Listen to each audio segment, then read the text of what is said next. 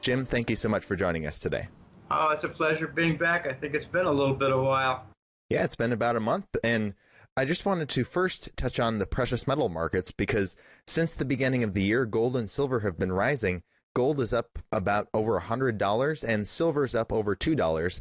Now, what is your perspective on the rise we've been seeing, and where do you see them heading? I just looked over the charts and included a good deal of technical analysis in the February gold report for the Hattrick letter. And I concluded that silver is now leading. Silver has a short-term breakout. Silver, depending on how many years back you consider intermediate term, silver has what is approaching as an intermediate term breakout. And I think in a matter of several months, it could actually come to pass. Whereas gold is not even in a short-term breakout and is not definitely in any kind of an intermediate breakout. It has enormous resistance up to 1350. Silver has resistance at 20, but it has a short-term breakout. Take a look at the short-term daily chart. You see a move above a downtrend line in silver, and not in gold. Now, bear in mind, I've always been kind of insulting of chart analysis that relies on the COMEX chart because it's so fraudulent. But, given that it's fraudulent, we can still look at it. And I do look at it from time to time. Where's it heading? Well, I think the dollar's heading for the dustbin of history. It's the most toxic, fraudulent currency in over 2,000 years since the Roman Empire. Now, the Romans, at least, they called it sovereignty.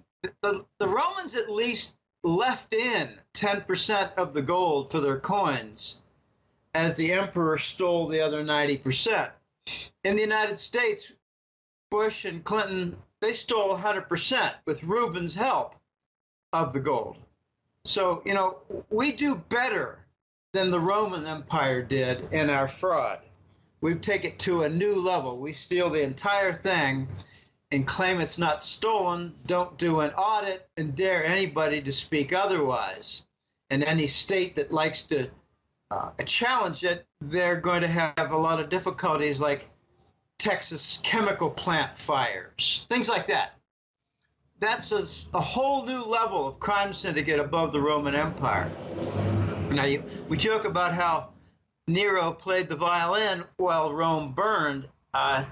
Well, Obama played golf while Rome burned. Obama set the record for the most golf outings, the most fundraising meetings, and the most vacation days. Okay, where's gold and silver heading? Well, we require a few critical steps, but I think we're going to be seeing them, and I don't know how soon, but I think we're going to see a really powerful breakout in silver. Back in 2011, it shot up to 50 and then lost all of its steam. But I think we're going to see silver moving above 100, and we're going to see gold follow with a lot more difficulty and resistance, because most of the attention is given to gold. Look, we have a good breakout. We could have a tripling of the silver price to 56, and gold struggle at 1350, and it'll make some news. But because gold hasn't confirmed, it won't be really earth-shattering news. But I think we're heading toward a situation where silver is way over 100 and gold is way over 3,000. I like to tell the quick stories, and I probably related this a month ago with your listeners. If you want to buy $100 million worth of gold, you have to pay an 80% price premium. So the price for gold is at least $2,000 an ounce now, unless you're buying what they throw on the floor in the form of numerous coins as breadcrumbs for the masses at the discount price. Just because you can buy a few gold coins at 1,300, give or take, Doesn't mean that's the gold price. Try buying $100 million worth of gold bars, and then you find out the real gold price. 80% price premium. And this is not just from one or two examples. It's from a number of them, and the Voice has access to several of these stories. There's also a price premium for buying a small truckload of silver bars. It's 50, 70, 80%, 100% price premium. The current price is not the price. It's what they put as what you need to pay for floor scraps. They toss it at their feet and say, gobble these up, you minions, and be sure to believe that that's the real price. But it's not the real price. You have something like 300 or 400 paper claims per physical ounce of gold right now. That's ridiculous. Can you imagine 300 people laying claim to a single property, a house, a residential property, where all of them want the keys to the door to live in it? What would the house price be? Surely not the discounted price like COMEX does for gold and silver. Anyway, let's move on. Now, last time we had you on, we talked about a Trump presidency because Trump had just been inaugurated as the 45th president of the United States. Now that it's been about a month since he's been in office, can you give us your take on his presidency so far? Well, it's very hard to say his presidency so far. He's had time to fight on some of his cabinet appointments. He's had time to declare certain commissions. He's had time to declare some plans for economic revival.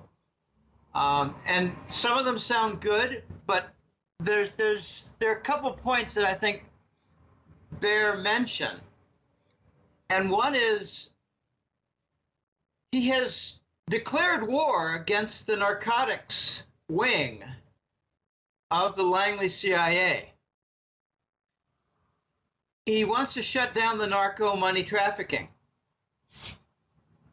He wants to shut down the movement of money out of Afghanistan. It's really by means of what used to be the Import-Export Bank of Iraq. No, I think called the Export Bank of Iraq. He wants to stop the funding of certain wars and factions like ISIS from narcotics money that Wall Street benefits from and that Langley elements profit to the tune of $800 billion a year, namely the Bush crime family. When Papa Bush came out with his wife, both in wheelchairs, to start off the Super Bowl in Houston, Texas, where the Bush family residence is, I turned the channel because I didn't want to vomit on my television. So the man responsible for running the Kennedy assassination and the advancement of narcotics across the world, a man who's worth at least $3 and maybe $5 trillion, is being revered at the Super Bowl? Let me vomit, please. Very, very disturbing. But the point is, the America First movement, which was of the dismissed 500 generals and admirals by Clinton, Bush, II, and Obama, they organized. They organized. Their movement was called America First. And if you listen to the inauguration by Trump, you would have heard him mention America First at least 5 or 6 times. He wasn't saying put American first, put America and Americans first. He was saying we just had a coup d'etat and we're going to follow it through to push out the narco barons and the fascists who are in league together with several corporate sectors. Therefore, Langley is now trying to sabotage him. They sabotaged his appointment for National Security Advisor Flynn. They revealed some classified data, blamed it on the Flynn office. It's a lot more complicated than that. But here's the upshot of what I'm seeing. A couple main points. Trump is probably going to put forth in 3 or 4 posts, maybe more, a yes man, a cabinet puppet to put before the Congress so they will not object. So the replacement for Flynn, who was very much anti-Langley, anti-narco, anti-war, anti-Russian war, Flynn has been removed from the official post, very important point, official post of National Security Advisor. McMaster's, who's very much a Russian hawk, he wants war with Russia. He doesn't trust them. He thinks they're aggressive. He thinks they're expanding. He thinks they're dangerous on every border. It's such a joke. It's all propaganda nonsense by the narcos. Apparently, McMaster's now is in the lead spot for the NSA spot, for the National Security Advisor spot, which oversees 16 different intelligence organizations. Well, that could be the guy who never really does much in the way of attending meetings with the Trump inner circle. I don't think Flynn is going anywhere. He's just not going to be in that official post. So he's working toward a shadow cabinet. And this is some of the inside scoop that I've gotten. The shadow cabinet will be where the real decisions are made, where the real implementation of plans will be carried out, where the real power will lie, and they will not go before the Congress. So I don't ever remember a president in the past having intelligence and security posts as part of a secret inner circle, unless you count the Trilateral Commission for Papa Bush, Baby Bush, and Clinton, the Trilateral Commission with, Brzezinski and the others like Soros and others that want to carry out the globalist fascist state. Whenever you hear globalist, think fascist state that cuts across national boundaries. Continental fascist state. The second important point regarding Trump is a little disappointing on my side, and I'll try to be brief because it's really complicated. It looks like Trump may not cut any military budget. I think it needs to be cut by $200 billion so we could do some infrastructure projects. How many bridges and highways could be fixed with $200 billion a year? Instead, it looks like he's trying to move the boogeyman role over to Iran. And there's some, National Security Advisor hubbub rumors regarding Flynn that he was about to reveal the really ugly, scummy details of the Iran nuclear deal with respect to United States, Iran, and the sanctions. So that won't come out so quickly. But it looks like Iran is being painted as the boogeyman. And, they're the problems all through the Middle East. What stupidity. That's disappointing because I don't think Iran is much of a threat to anything in world peace, but they are a threat to the dollar. And that's the common theme that goes back to the Saddam Iraq days because he was selling oil for euros. It's a common theme in the Ukraine war because the dollar was being threatened by a Russian energy supply, which was going to undermine completely the petrodollar and weaken the Saudi link. Okay, the other disappointments that I see in Trump have to do with, plans that don't involve any kind of a fast track toward retiring the dollar and creating a more legitimate currency that would have gold backing. And I'll tell you a couple of reasons why. The first has to do with funding the major programs. How is Trump going to put out $1 trillion infrastructure portfolio of projects if we're in the middle of a currency crisis and we don't even know what our national currency is anymore because it's going to be unblurred from the global currency, the dollar? Well, he needs funding. So if he needs $1 trillion in funding, he's going to have to probably expand the U.S. government debt, and it has to be on the back of this continued crippled toxic dollar. Okay, so he needs to continue the dollar. And that's, I think, why Goldman Sachs boys are in there in the cabinet. Very disappointing. They're just loaded with Goldman Sachs. And remember, Donald Trump overcame at least 2 bankruptcies, which means he has big friends in the banking sector. All right, the second reason why the dollar is not going to be on a fast track toward the funeral is that if we bring about a gold-backed new dollar, Elijah, the first year, if there's no reduction to the trade deficit, and even let's just assume that there's a minor reduction down to, say, 500 billion or the upper 400 billion area in dollars, annual trade deficit.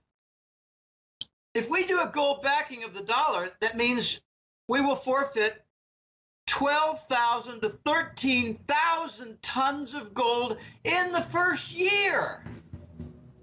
And with grand improvements, maybe only forfeit 9,000 tons in the second year and 7,000 tons in the third year. Like 30,000 tons forfeited in 3 years. That's a consequence of getting onto a gold-backed dollar. We need to fix U.S. industry and reindustrialize the nation before we even contemplate a gold-backed dollar. And no country in its right mind will lease the United States 10,000 tons of gold when the trade deficit beneficiaries will have claims on it in the first year. People just don't think this through. That's why the hat-trick letter is unique. We need a legitimate dollar. But before that, we need to reindustrialize the United States and reverse this stupidity of outsourcing industry that Germany never did. And therefore, they're not crippled. We need to reverse the outsourcing because it's a legitimate source of income. And if done, results in a massive trade deficit that's very difficult to overcome because you have to reindustrialize.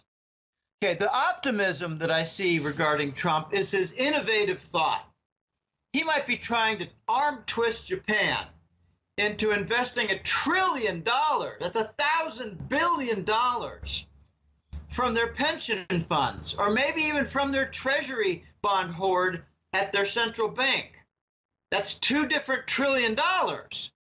He might be trying to arm twist Japan into being involved with some massive industrialization and infrastructure plan. You can't reindustrialize the United States without a certain amount of infrastructure upgrade. Okay, that's really important. It's like saying, well, we're going to build a business over there, but first we need to improve the rail facility, we need to improve a truck depot, and we need to expand the highways and improve some ramps to the different plants. Okay, that's infrastructure to support a capital investment. Capital formation requires the infrastructure. It's like saying, I just bought a new car, but I wish there were some roads that I could drive it on. Okay, that's the infrastructure. Walmart would say, we need to supply our various 2,000 stores in the United States, but we don't have any truck depots for distribution center. That's your infrastructure. Okay. So there's some things to be optimistic about with Trump, but, you know, I just don't know how dirty some of his people are. I don't know how many skeletons does Trump have in the closet? If he has any, they're going to be used against him to forestall his plans. And I just don't know how much we can get done. I think in 2 years' time, remember back after the first 2 years of Obama, change you can believe in, everybody was laughing. Yeah, we haven't had any change at all. I think with Trump, we're going to have some very minor change. It might be symbolic, there might be some legitimate changes, but I think we're going to be disappointed in the extraordinary slow pace of cleaning the swamp, because he's got a couple swamp members in his cabinet. Do you really think the Pentagon is going to just say, hey, whatever you say? We can live with a 30% budget cut. Yeah. We can reduce the wars. Yeah. That's not the way things work in the real world. I think the Pentagon is going to try to maybe stir things up with China, stir things up more with Iran, and try to upgrade the depleted U.S. military that's been overstretched for years with Iraq and Syria and Ukraine. We don't have really much presence with the U.S. military in Ukraine, but we do in Afghanistan. And from what I'm hearing, we're getting really hit hard in Afghanistan. And part of what we're doing there is guarding the poppy fields to make sure that all the costs for producing heroin are covered by the taxpayer. 1,300 tons of heroin a year coming out of Afghanistan through NATO Air Force bases. $800 billion a year in profit to the Bush crime family. Is anybody paying attention to this? Price of heroin on the U.S. streets is a third to 20% of what it used to be 10 years ago. In the year 2000, heroin had a certain presence on U.S. city streets. Now it has of 7%. Now it is 70%, and the price is way down. Heroin is now cheaper in some communities than marijuana. Is anybody paying attention to what Afghanistan and the war is all about? Capturing the heroin monopoly for the Bush family. Now, let me answer the question.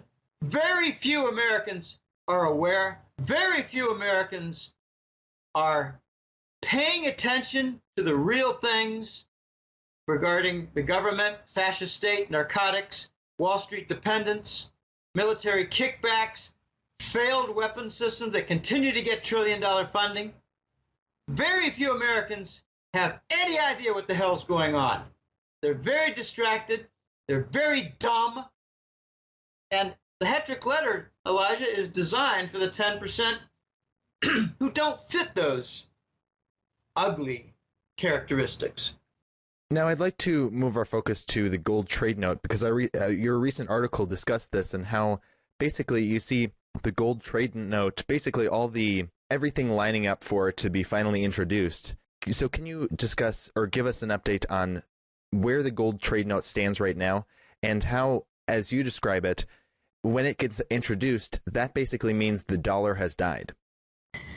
Well, the gold trade note, when it's introduced formally, will mean the dollar death knell is ringing so loud that all the financial analysts and the financial hedge funds and the financial firms will be paying very close attention to this. In other words, the funeral date will have been announced for the dollar. What is the gold trade note? Okay, let's do a preliminary. Let's first talk about the Iran-India oil deal, oil for gold. Back in 2012 or so, I think it was 12, I have trouble with the actual date, we had the U.S. government slap on Iran sanctions. We did not invade Iran because they're twice as powerful as Iraq and 3 times as many people as Iraq, and their generals weren't a bunch of ragtag cowards like Iraq. In other words, Iran was a formidable foe. So all we did with them, when they did pretty much the same thing as Saddam did, sell oil outside the dollar, we did something different with Iran. We just put on sanctions. And we got called down for it, and that's why Obama is delivering, tens of billions of dollars, and I think some penalties too, because of improper seizure of Iranian funds and assets. Okay, so Iran went about and sold oil to India. This was really, it got stepped up a lot around 2014. It was developed and really humming efficiently. Iran delivered oil to India. India used some of its big money to buy Turkish gold and deliver the Turkish gold to the biggest banks of Iran, which moved it quickly internal to the country, to their central bank. The Obama nitwits, being amateurs and total idiots about most everything they did, without any understanding of consequences, they set up the Iran sanctions to include just the Iran central bank, but not the major banks. So in very easy manner, the Iranians accepted gold from Turkey, paid for by India, at their major banks. Oh boy, the Iran for oil trade. All right, so that was the model. Now move to, say, late 2014, early 2015, where Russia sold or made contracts and began selling enormous tracts of oil to China and accepted RMB. Whenever I say RMB, just think Chinese currency, Chinese yuan. RMB is easier to say. I don't like using the word yuan because it's confusing with yen, it's confusing with won, which are the Japanese and the Korean currencies. Imagine the West having a dollar, a dueler, and a dollar. I mean, gosh, it'd be very confusing. So the Chinese RMB was used to pay Russia for a lot of oil deals and some LNG gas deals. But it got bigger than that because Russia and China sold a giant pipeline contract construction deal, which the Russians would do most of the work for and be paid in treasury bonds that China would hold, that China holds in its reserves. So the Russian energy sector, both for oil and gas, but also in pipeline construction and maybe even some LNG facilities on the Pacific coast near in the Sea of Kirkutsk, all paid in RMB and treasury bills and treasury bonds. Well, I guarantee you the Russians will take the treasury bonds and fortify their own currency. The Russians are not suffering anything like what the U.S. press describes. The U.S. press is not describing properly the pain in the United States from the damage of QE and the monetary policy of buying up treasury bonds with fake money.